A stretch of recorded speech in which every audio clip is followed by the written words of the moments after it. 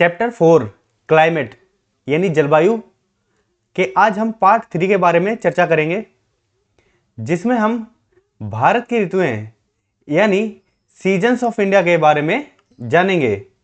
तो बने रहिए और शुरू करते हैं पार्ट 3। ऋतुओं को भारत में कई भागों में बांटा है, तो हम एक एक करके सभी ऋतुओं के बारे में यानी सीजन्स के बारे में जानकारी इकट्ठा करते हैं। सबसे पहले हम बात करते हैं शीत ऋतु की।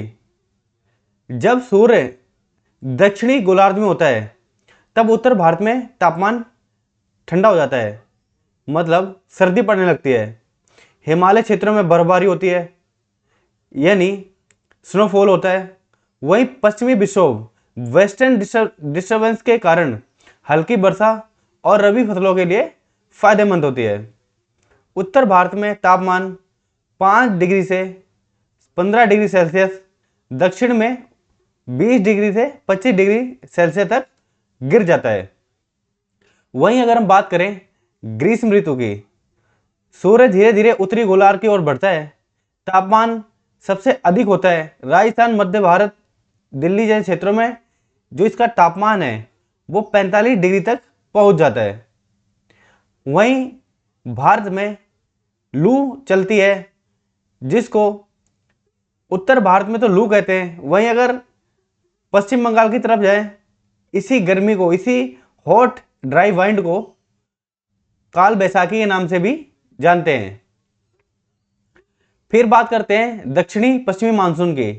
1 जून को मानसून केरल पहुंचता है। वहीं बंगाल की खाड़ी और अरब सागर दोनों में नमी भरी हवाएं चलती हैं। जैसा कि आप मैप में देख पा रहे होंगे, ये भारत का नक्शा है। यहाँ पर ये हवाएं चल रही हैं, ठंडी हवाएं चल रही हैं, नमी भरी हवाएं चल रही है। ठंडी हवाएं तो नहीं है, नमी भरी हवाएं चल रही हैं। भारत में कुल वर्षा का 75% इस समय होती है, क्योंकि ये दोनों तरफ से हवाएं उठती हैं और खूब बारिश करती हैं। भारत के कृषि, जल स्रोत और जीवन शैली का आधार यही ऋतुएं हैं, क्योंकि जब जून जुलाई के आसपास जो बारिश होती है वो भारत में सबसे ज़्यादा होती है और धान की खेती आदि के लिए ये बहुत महत्वपूर्ण होती है। वहीं शरद मानसून वापसी जो होती है, शरद ऋतु मानसून वापसी होती है, उसकी अगर बात करें, सूर्य फिर से दक्षिणी ओर जाने लगता है, हवा की दिशा बदलती है। अब उत्तर पूर्वी हवाएं चलती हैं। बंगाल की खाड़ी से नमी लेकर ये हवाएं तमिलनाडु, आंध्र प्रदेश में वर्षा करती हैं। इनकी विशेषता यह दक्षिण भारत को इस मौसम में मुख्य वर्षा मिलती है।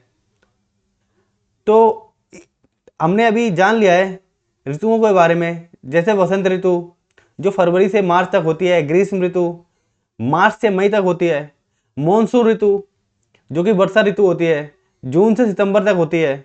वहीं शरद ऋतु अक्टूबर से नवंबर, और पूर्व शीत जिसको हेमंत भी बोलते हैं, ये दिसंबर से जनवरी होती है। और शीत ऋतु जनवरी से फरवरी तक होती है, जिसमें सबसे ज्यादा सर्दी पड़ती है। तो पार्ट 3 में इतना ही था। आगे हम बात करेंगे पार्ट 4 की।